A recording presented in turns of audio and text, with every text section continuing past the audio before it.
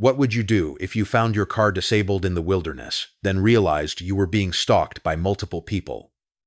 I barely outran 6 white-clad figures to reach the police, who revealed the terrifying truth about that forest. I'm a big hiker.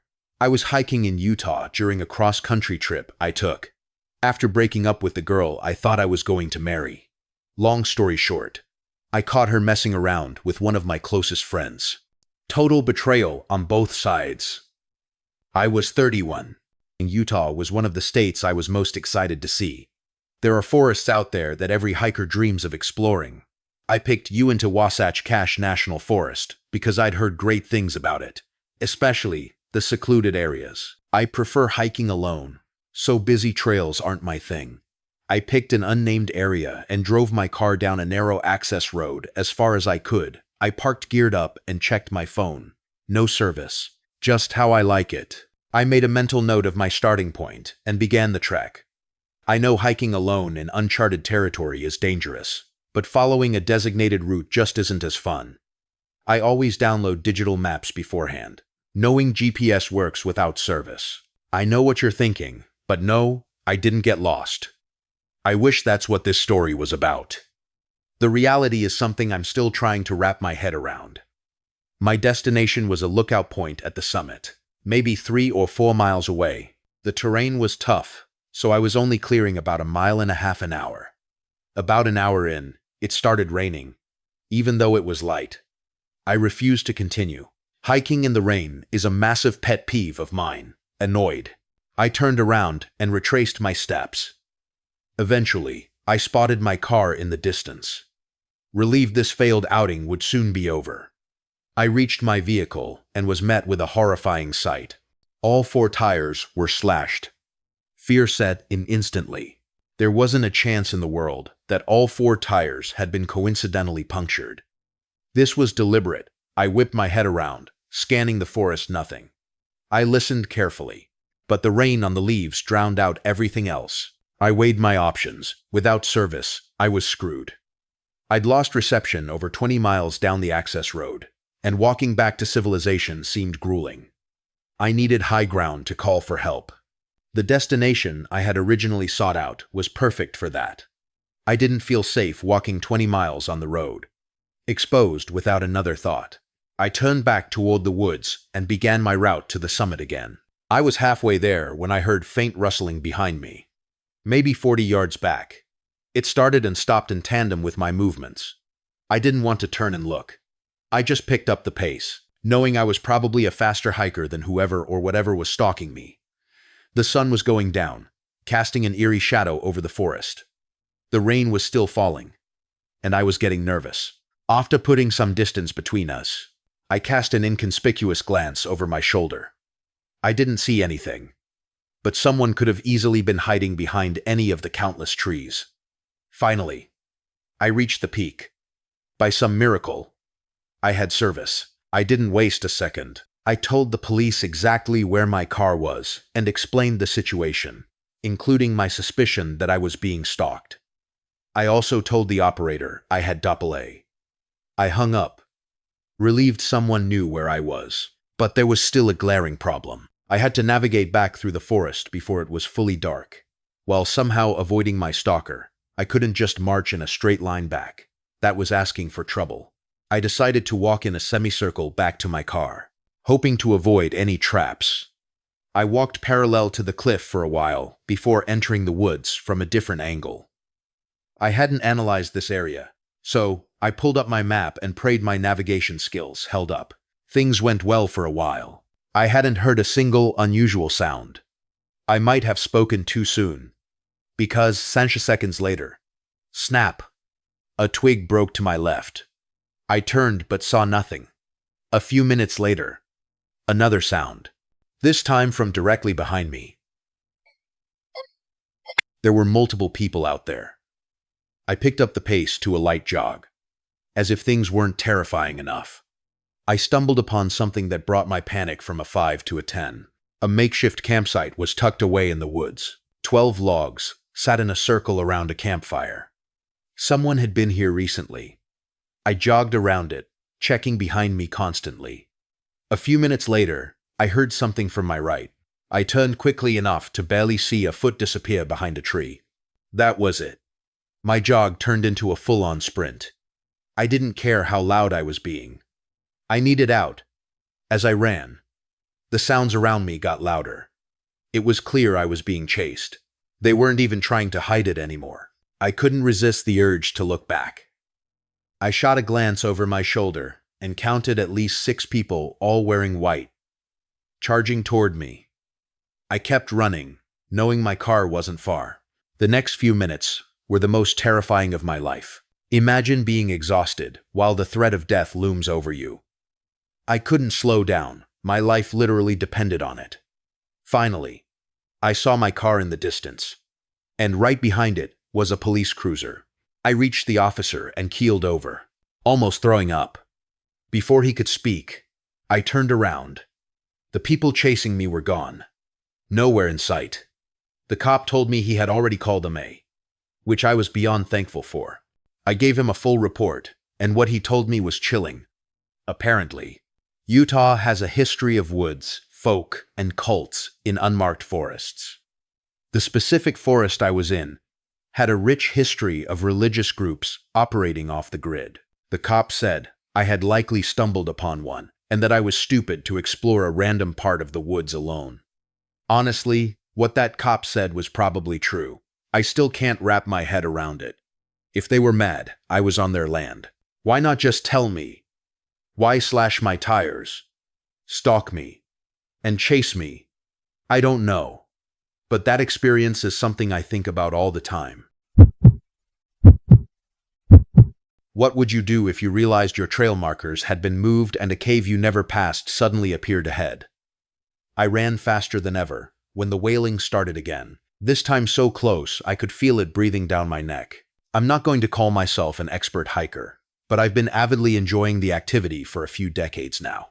I've traversed all the major trails in America and have been to over 75% of this beautiful country's national parks. As such, I've had to find new ways to excite myself. I recently picked up a new hobby, scouring Google Maps for vast, unnamed forests and just exploring them.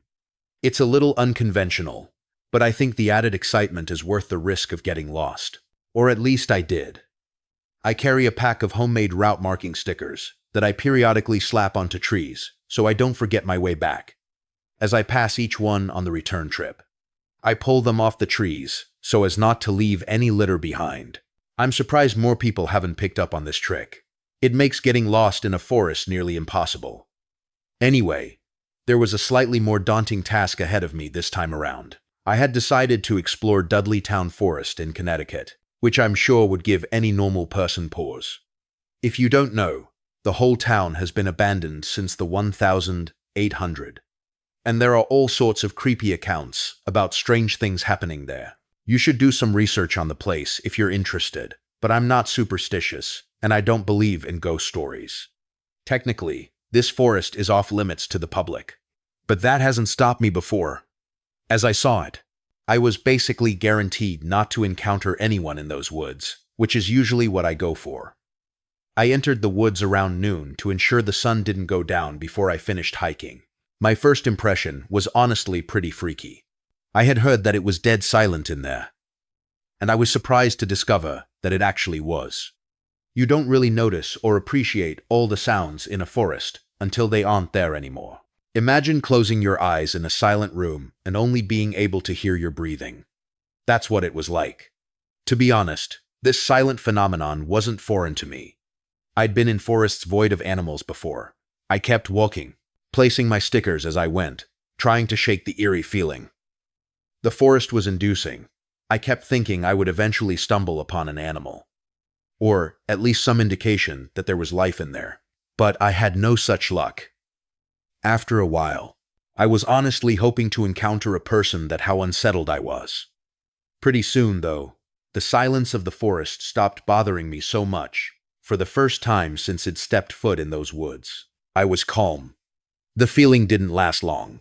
Out of nowhere, I picked up on a sound that sent the uneasiness rushing back in. It was like a wailing, moaning sound, the kind of noise you might imagine a wounded animal making. That's the best way I can put it. I still have trouble describing it even to this day. It was especially creepy since it was the only sound in the whole damn woods. I paused and listened, trying to figure out what it could be. I had never heard anything like it. There was a chance it could have been a whistling made by the wind, but there wasn't any wind to begin with. So that didn't make sense. I concluded that it was most likely a wounded animal, even though I knew it probably wasn't. I walked away from it until the sound faded. I wish I had an answer for why I didn't just leave right there. I told myself that, if one more creepy thing happened, that would be it for me. As I walked, I started thinking to myself, how would an animal even get wounded in a forest like this? Was there someone hunting? There's no way I could have missed a gunshot. Maybe the hunter had taken the shot before I was near. Did he neglect to put the thing out of its misery? Would someone really do that? It was hard to imagine. All these thoughts were bouncing around in my head when I stumbled upon something on the tree. Directly in front of me, there were honest-to-God carvings. I know it sounds cliché, but I'm being dead serious. The carvings weren't symbols, and they didn't look like letters either. They were just random slashes and bits of missing tree bark. I started looking around and saw that several of the neighboring trees were covered in the same marks. That was it for me. I turned around without another thought and began walking back, unsticking my trail markers as I passed them. I'm a curious person by nature, and even I was thinking, screw this. I followed my trail markers for a while, before seeing something in the distance I hadn't seen before. There was what looked like a bear's den up ahead, or at least a cave of some sort. I stopped walking, confused. I know myself. There was a 0% chance I would have overlooked something like a bear's den on the way in, and that's when it hit me. My trail markers should have been shoulder high. These were waist high. My blood ran cold. I turned around and began sprinting back the way I had come, constantly looking over my shoulder. How could I have been so absent-minded? Someone had moved my stickers in an attempt to lure me into that cave. But how? Was it really possible that someone had been tracking me? This entire time, I didn't have time to think it through. I was busy focusing on getting the hell out of that forest. The issue, though, was that I literally had no idea where I was going. Without those trail markers, I was as good as I lost. I kept running, not even trying to be quiet. It would have been pointless anyway. The forest was dead silent, apart from the sounds I was making. I stopped to catch my breath and pulled out my phone, praying for a signal. By some miracle, I had a bar. I found my parked car's location on the map and figured out which direction I needed to go. It wasn't far. Just like that, the signal dropped. It didn't matter. Though, I knew where I was going now, and that's when the wailing started up again. Only this time, it was twice as loud. I ran faster than I had ever run before. Even though my most fit years were behind me, the sound seemed like it was coming from right behind me. But every time I turned to look, I couldn't see anything. After the worst 10 minutes of my life, I finally reached the edge of the forest, and the wailing stopped abruptly. I jumped in my car and sped off before whatever had been chasing me had a chance to catch up. That day ruined hiking for me. Here's my rational explanation. Some hermit or woods freak lives in those woods and noticed me before I noticed him. He tracked me and messed with my trail markers, hoping to lure me toward that cave. I'm assuming he had a whistle or something that made that wailing noise, which is why it stopped so abruptly once he realized he wasn't going to catch me. I know there are holes in this explanation, like how could someone blow a whistle for that long while running at full speed? I'm open to suggestions. Maybe there's a reason that forest is off limits. What would you do if you saw men dumping bodies into a reservoir, then realized they'd spotted you? We barely escaped through the woods, but the muddy footprints outside my house proved they knew where we lived. When I was younger, my childhood home was the ultimate spot for squad hangouts. There were a few reasons for this. My dad had a massive man cave in the basement with an almost unlimited supply of beer, and my parents were cool enough to let us drink down there and leave us alone. But the biggest draw was the location. I lived on a large plot of land that bordered a decent-sized stretch of woods. If you walked through those woods, you'd hit a dirt road, and on the other side was the reservoir. That spot has had my heart since I was a kid. I've cut countless holes in the reservoir fence, so many that the Water Commission eventually stopped repairing them. It was illegal for civilians to trespass there. But I didn't care. It was my sanctuary. I'd go there to smoke, to get away from my parents, to swim, or just to think. It was truly a beautiful place, and probably the only thing I miss about that era of my life. One night, my friends and I were shooting pool in the basement, listening to obnoxious EDM, when the boredom started to kick in. My friend Chester had the brilliant idea of hiking through the woods to the reservoir. The sun hadn't gone down yet, so we figured navigating wouldn't be a nightmare. It was me, Chester, Rick, Jasper, and Hasten. Rick and Hasten snagged some road sodas for the journey. They were the heavy drinkers of the group, but I'd already had a few. So, I decided to pace myself. The reservoir was huge, even after crossing the fence. We had some walking to do. The woods were muddy from earlier rain, but we were committed. We usually chilled on a cliff on the near side, but that night, we decided to mix it up. To get to the beach, a smooth section on the far side, we had to walk the length of the near side and cut across. It took about 20 minutes, but we finally made it to the far bank. That's when things get weird. Hazen threw his hand up, pointing down the shoreline. Look, we were on the far side of the oval-shaped water, but we hadn't reached the beach yet. Hazen was pointing to our right, much further down, where something was moving out of the woods toward the water. We quieted down immediately. At first, we were excited, thinking we might run into another group of kids or have some kind of encounter. But as the dark figure moved closer to the water, we realized he was dragging something. It was a large black garbage bag. It looked heavy, dragging through the mud with a wet, sloshing sound. The person was moving slowly, struggling with the weight. Now, I don't want to jump to conclusions, but bodies had been found in that reservoir before. In that moment, the smiles dropped from our faces. We stood there in silence, staring as the figure dragged what we guessed was a body to the water's edge. He knelt over the bag for a few minutes, though we couldn't tell exactly what he was doing. We figured that it was our cue to leave while he was distracted, but before we could move, Chester spotted something else that stopped us dead in our tracks. 3 more figures emerged from the woods. 2 were dragging similar heavy bags. The third was carrying a kayak over his head. I started feeling sick. I lived 10 minutes from one of the most crime-ridden towns in America.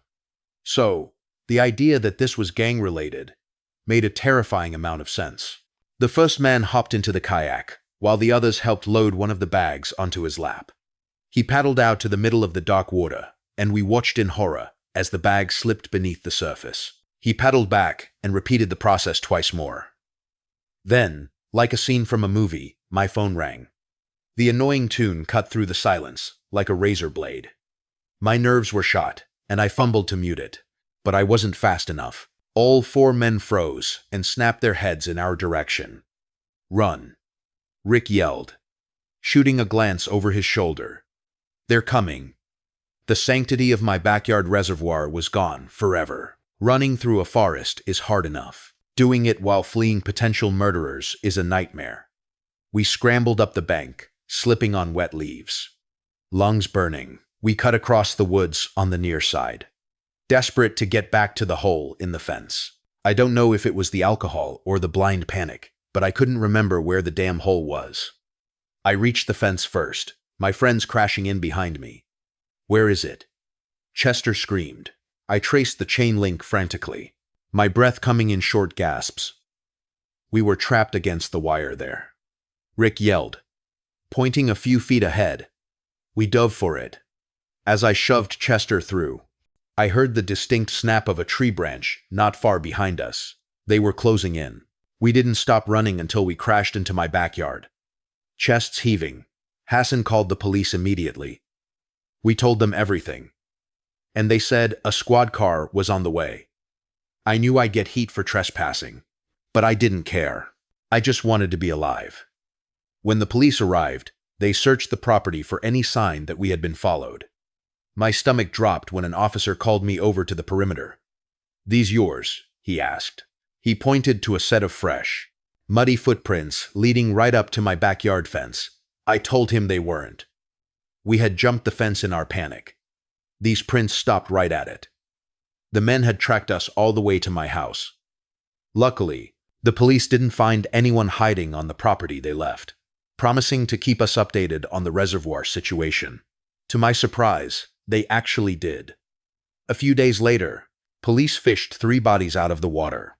It was a massive news story, but they never caught the guys. My family lived in terror after that. We knew some violent criminals knew exactly where we lived. For months, my mom swore she saw silhouettes in the woods at night, and even claimed to see a camera flash go off in the trees one evening. That incident was the main reason we eventually moved out of that house. Fast forward to today, and as far as I know, the police never made any arrests. I'm writing this now because I recently saw a depressing news article about a teenager drowning in that same reservoir. It brought all the memories flooding back. That place is definitely cursed. I still wonder how many tragedies are buried in that water that no one knows about.